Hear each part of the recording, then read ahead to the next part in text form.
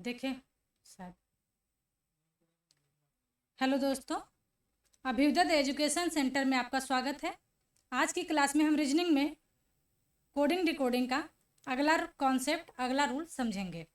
इससे के पहले हम पिछली कक्षा का रिकैप करेंगे। तो हमने लेक्चर 4 में बाइनरी कोडिंग को पढ़ा हुआ था। तो आज हम उस पर एक रिकैप के माध्यम से एक सवाल करेंगे, फिर हम आगे बढ़ेंगे आज की क्लास पर। कल हमने ये बाइनरी कोडिंग पढ़ाया हुआ था, उस पर मैंने सवाल भी बताया था। आज की क्लास में हम रिकैप करेंगे।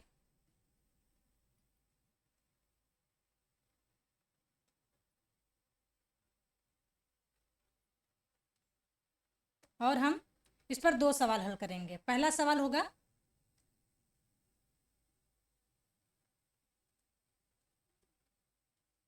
बाइनरी से डेसिमल, और दूसरा सवाल होगा डेसिमल से बाइनरी।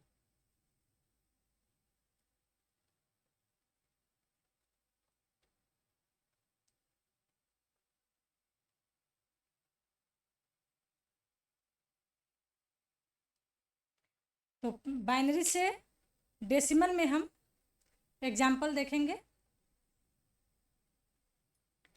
कल हमने 17 का एग्जाम्पल लिया था, आज हम 2 एग्जाम्पल लेंगे। एक 18 का लेंगे और एक अन्य कोई लेंगे। तो सबसे पहले हम जो डेसिमल से बाइनरी में बदलेंगे।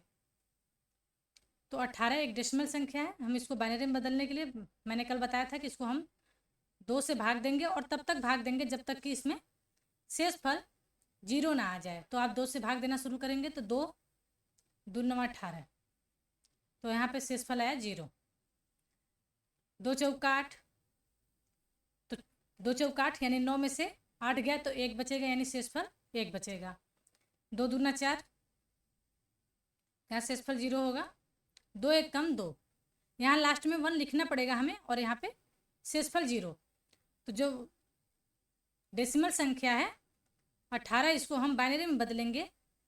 तो हमने कल बताया था कि बदलते समय, लिखते समय इस तरह से लिखते हैं। तो हम लिखेंगे यहाँ पे 1 0 0 1 और 0।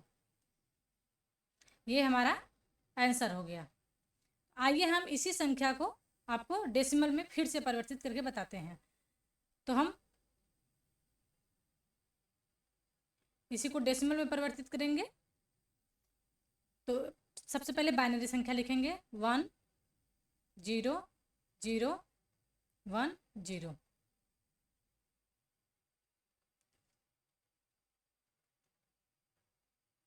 इस तरह से इसको करेंगे।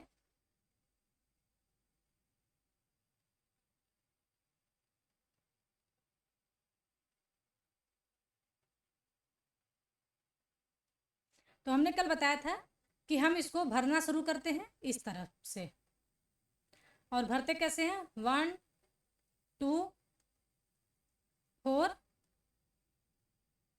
6 नहीं रहेगा, ये 8 रहेगा। उसके बाद 16 32, इस तरह से भरना शुरू करते हैं। तो हम भरेंगे यहाँ पे 1 2 4 8 और यहाँ पे 16।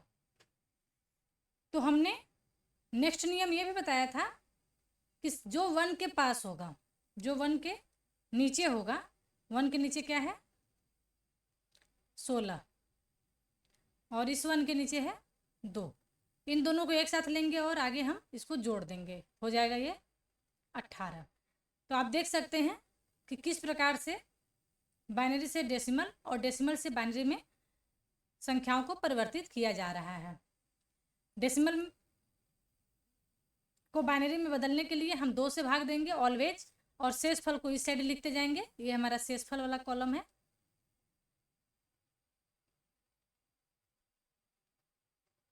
और अगर हम इसी तरह से यहाँ पे बाइनरी को डेसिमल में बदलें तो एक खाना बनाएंगे इस तरह से, और उसमें 1 2 4 8 और 16 के हिसाब से आगे 32 ऐसे नंबर लिखते जाएंगे, और उसको जो 1 के नीचे होगा उसको एक साथ ला के यहाँ पे जोड़ देंगे, जो संख्या आएगी वही उसका आंसर होगा।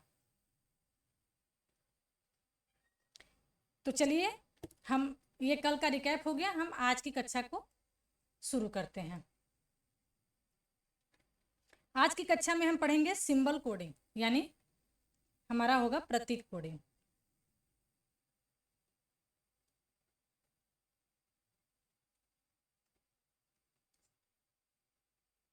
प्रतीक कोडिंग।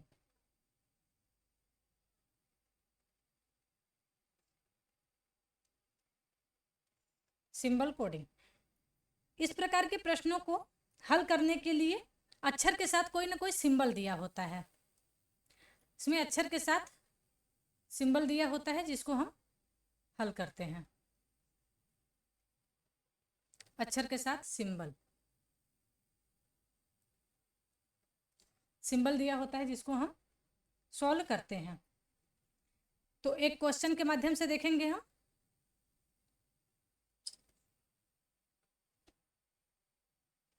क्वेश्चन है कि यदि किसी कूट भाषा में बास्केट,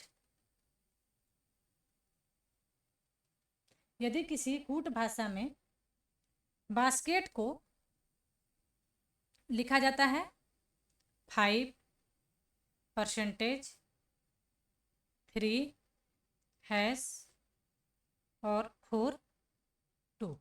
यहाँ पे आप देखेंगे 1 2 3 4 5 6 अक्षर हैं, तो उसी प्रकार से 6 सिंबल हैं, 1 2 3 4 5 6। उसी कूट भाषा में ARM यानी आर्म को लिखा जाता है %@9। तो क्वेश्चन पूछा है कि टर्म को कैसे लिखेंगे। जो TERM है इसको किस तरह से हम प्रतीक के रूप में लिखेंगे।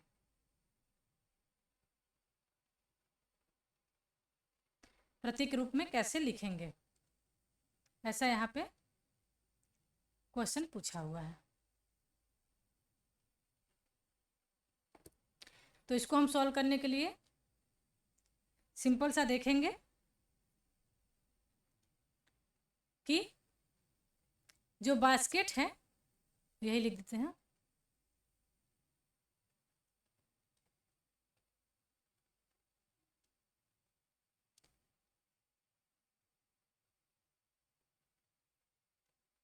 इसको इस तरह से हम यहाँ पे बनाएंगे 5%, 3 हैश 4 और 2। इसी तरह से आर्म का बनाएंगे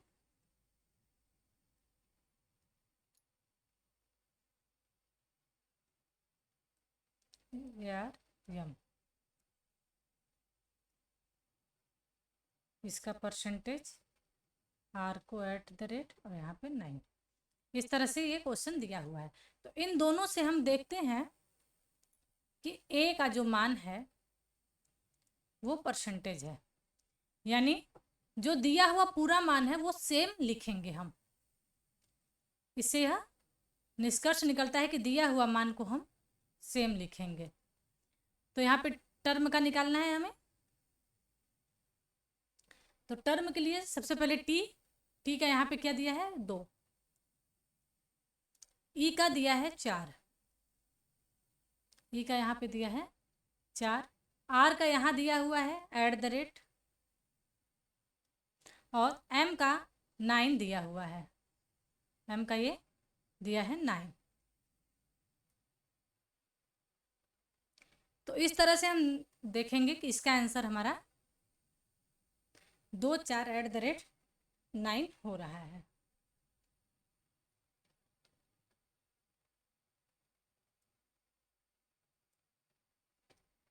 तो ये हो गया इस पर क्वेश्चन। ये बहुत ही इजी सवाल था। इसमें जो भी मान दिया हुआ है उसका वही मान रखना है जो कि क्वेश्चन में दिया हुआ है। इसमें हमें अपना दिमाग नहीं लगाना है कि अलग से क्या मान रखें, तो इसमें सेम वही मान रखना है जैसे हमने यहाँ पे TERM के लिए रखा, इस तरह से ये इसका आंसर हो गया। आइए हम इसी पर अगला रूल देखते हैं। अगला नियम है, एक सवाल और देखते हैं पहले, अगले सवाल पर जाने से पहले एक सवाल और देखते हैं। तो अगला सवाल है, यदि किसी कूट भाषा में वर्ण को, हम पहले सॉल्व करने के हिसाब से ही लिख लेते हैं, बार बार लिखने से, वर्ण को $3-5 और इस तरह से लिखा हुआ है। उसी कूट भाषा में न्यूज को लिखा है *24#। तो हमसे क्वेश्चन में पूछा है कि शोर का बताइए, शोर यानी SORE। तो हम इसको सॉल्व करने के लिए सेम जो ऊपर हमने विधि अपनाई थी वही रूल हम अपनाएंगे। यहाँ पे देखेंगे आप, अगर पहले प्रश्न में देखेंगे, हम आपको दिखा देते हैं, ये हमारा पहला प्रश्न है। इन दोनों में एक चीज कॉमन था, वो कॉमन था ए।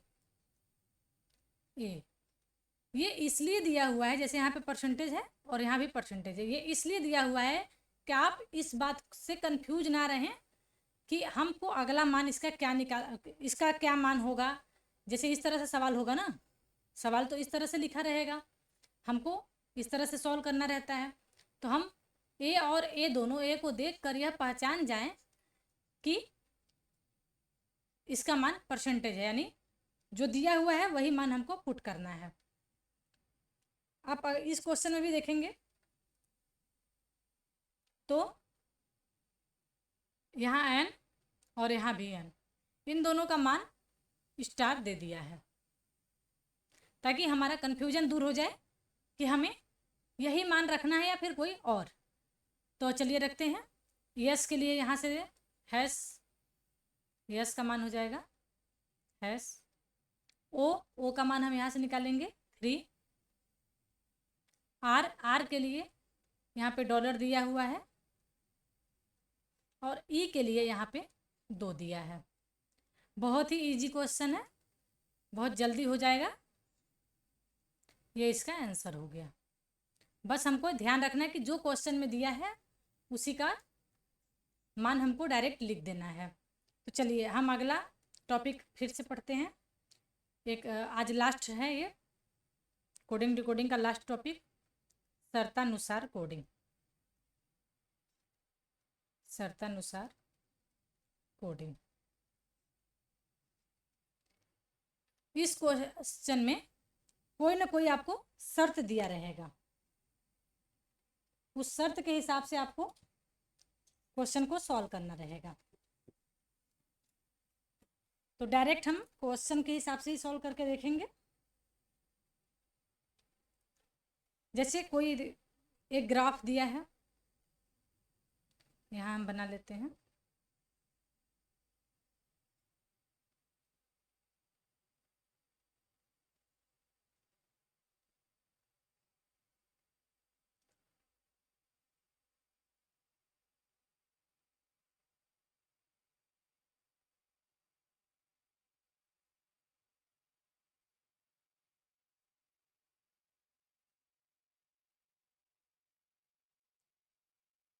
इस तरह से एक ग्राफ दिया हुआ है, इसमें हम यहाँ पे लिखेंगे अक्षर को, यहाँ पे हम अक्षर को लिखेंगे, और यहाँ पे जो उसका कोड दिया होगा उसको लिखेंगे। यहाँ पे कोड को लिखेंगे तो यहाँ अक्षर दिया है P और यहाँ पे कोड दिया है 2, A का 5, J का 8, I का 6, M का 1, E का 3, R का 9, U का 4 और K का 7। अब इसमें कुछ शर्त दिया रहेगा, जब क्वेश्चन देगा तो इस तरह से ग्राफ बनाएगा, उसमें आपको शर्त दिया रहेगा। कोई भी शर्त, जैसे इस क्वेश्चन में हम शर्त को देखेंगे कि यदि पहला अक्षर व्यंजन, यदि पहला अक्षर व्यंजन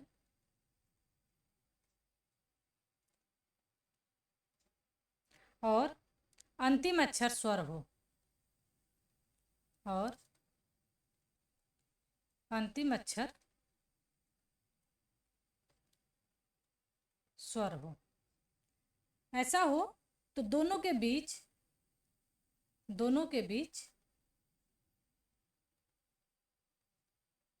स्टार का कोड लगेगा, स्टार का कोड लगेगा ऐसा। अब ये शर्त नंबर 1 है। एक ही शर्त नहीं होगा, 2 शर्त होगा, 3 शर्त होगा, इस तरह से दिया होगा। तो दूसरा शर्त है कि यदि पहला अक्षर स्वर, यदि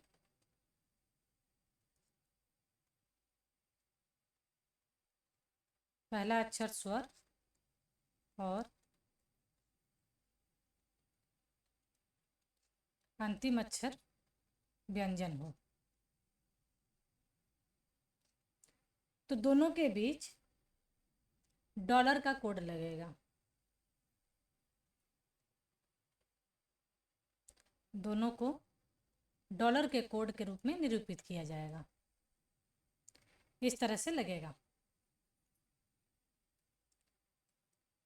तो आइए इस पर एक क्वेश्चन करते हैं। ये क्वेश्चन है,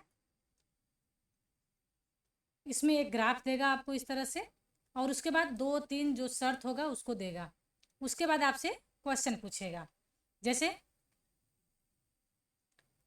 क्वेश्चन दे दिया, मान लीजिए हम यहाँ पे करेंगे क्वेश्चन नंबर इससे संबंधित 1। तो 1 है, एक शब्द है, उन्हीं में से एक शब्द देगा RKPIJ और A। अब आपसे पूछेगा इसका कोड क्या होगा, इसका कोड आपसे पूछेगा। तो इसमें इस पूरे ग्राफ का हमको हेल्प लेना पड़ेगा। जैसे इसमें दिया है पहला अक्षर व्यंजन और अंतिम अक्षर स्वर हो, तो आप देखिए कि इसमें पहला अक्षर व्यंजन है यानी R व्यंजन है, और अंतिम अक्षर स्वर यानी A स्वर है। मतलब ये पहला शर्त फुलफिल करता है। तो पहले शर्त के अनुसार इसमें जो कोड लगेगा ये हमको स्टार का कोड लगाना है। तो हम RKPIJA का जो मान होगा उसको लिखेंगे, लेकिन उस मान के जगह यहाँ पे स्टार भी लगाएंगे पहले अक्षर और अंतिम अक्षर में। तो R का मान क्या है, 9 है। तो R को छोड़ देते हैं, क्योंकि R को हमको 9 नहीं लिख के बल्कि स्टार लिखना है, क्योंकि यहाँ पे स्टार कोड किया हुआ है, ऐसा क्वेश्चन में दिया है।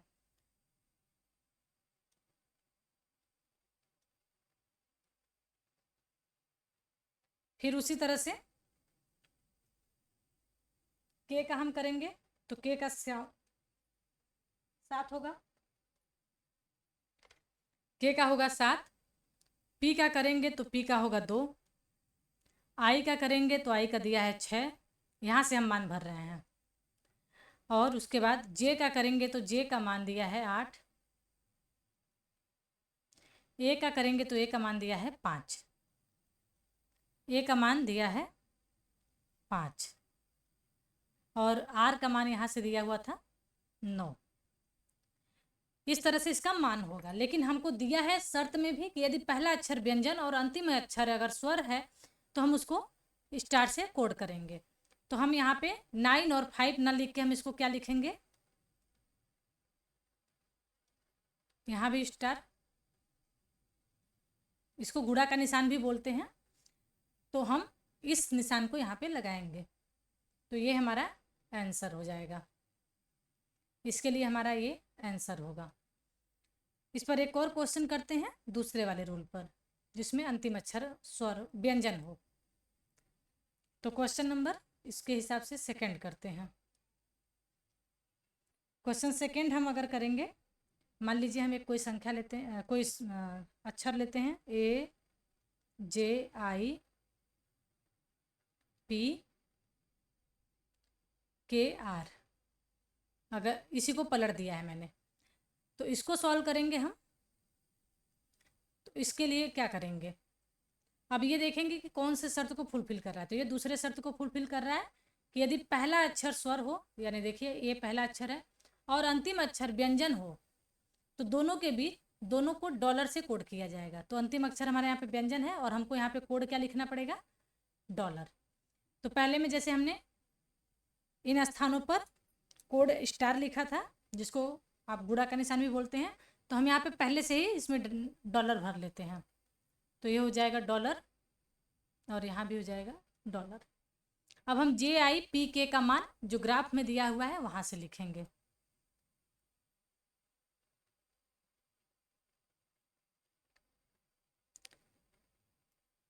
तो ग्राफ में J का मान 8 है, I का मान 6 है, J का मान 8 है, I का मान 6 है और P का मान 2 है और K का मान 7 है। यह हमने ग्राफ के हिसाब से किया है। तो ये हो गया इसका आंसर, दूसरे वाले का आंसर। दूसरे वाले में हमको दूसरा नियम फॉलो करना था और कोड करना था डॉलर से। इसी पर एक और क्वेश्चन करते हैं जो कि तीसरा है। क्योंकि वो शर्त दिया है तो शर्त से हमने 2 क्वेश्चन कर लिया, लेकिन जरूरी नहीं कि सिर्फ शर्तों पर ही क्वेश्चन हो सकता है कि कुछ सवाल इस तरह से दे दे और आपसे पूछे उसका कोड।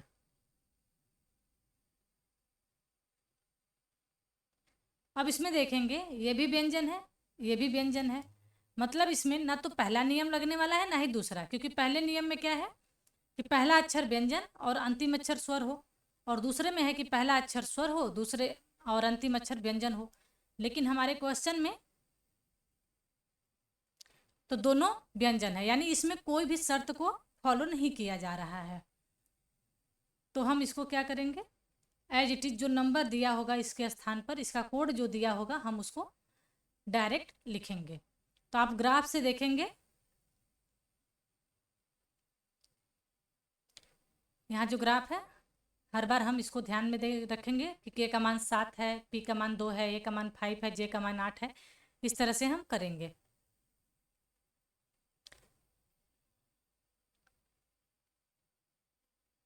तो हम यही से देख के लिख दे रहे हैं, ऊपर लिखा हुआ है मैंने से K का मान 7,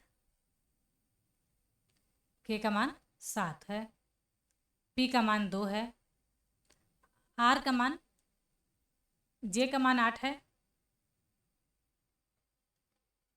और R का मान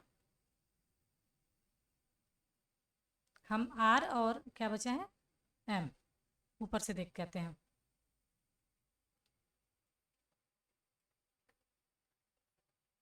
R का मान यहाँ पे 9 है और M का मान 1 है।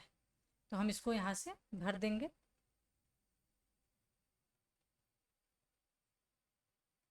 R का मान 1 भरेंगे और M का मान भूल गए, M का मान 1 है और R का मान 9 है, R का मान 9 है। तो ये हमारा हो जाएगा इसका आंसर। इसमें कोई शर्त नहीं था तो हमने डायरेक्ट जो कोड दिया था उसी को लिख दिया। ये कोडिंग डिकोडिंग का लास्ट टॉपिक था। कोडिंग डिकोडिंग चैप्टर हमारा ख़त्म हो गया है। इसमें एक छोटा सा हमको आपको बताना था फार्मूला टाइप का कि जब हम ABCD लिखते हैं ABCD dot dot dot X Y और Z, तो इसमें हम जाते हैं जब दाएं से बाएं का हम बताना चाह रहे हैं कि लेफ्ट और राइट किसे कहते हैं। तो बाएं से दाएं की ओर जब जाते हैं तो ये होता है, यानी हम अगर कहे कोई कि बाएं से दाएं, बाएं से दाएं, यानी हम बाएं से जब दाएं जा रहे हैं तो चौथा स्थान क्या होगा, तो हम यही से गिन देंगे कि इधर से बायां है, यानी हम लेफ्ट टू राइट जा रहे हैं। तो चौथा स्थान कहाँ आता है, D पर आता है। तो हमारा चौथा स्थान हो जाएगा D का। इसी तरह से ABCD लिखा होता है और उसमें जब दाएं से बाएं जाना होता है तो हम इधर से काउंट करते हैं। ये होता है हमारा राइट टू लेफ्ट।